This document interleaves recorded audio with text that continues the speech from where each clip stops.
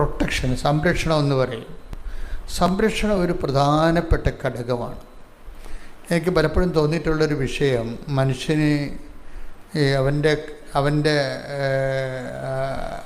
പരിഗണനയില്ലാത്ത ചില വിഷയങ്ങളൊക്കെ നമുക്ക് സംഭവിക്കത്തില്ലേ?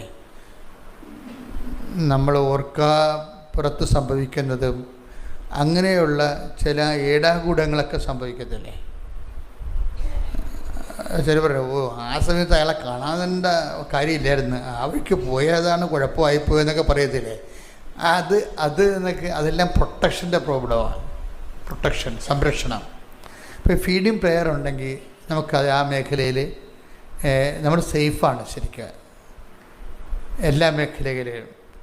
പിന്നെ ദൈവമായിട്ട് ജീവിക്കാൻ എളുപ്പമാണ് നമുക്ക്. നിങ്ങൾക്ക് ഉണ്ടാകുന്നൊരു കുഴപ്പമെന്ന് വെച്ച് കഴിഞ്ഞാൽ, എനിക്ക് എല്ലാവരെ കുറിച്ച് ഞാൻ പറയണില്ല, എന്നാലും കുറച്ച് പേരൊക്കെ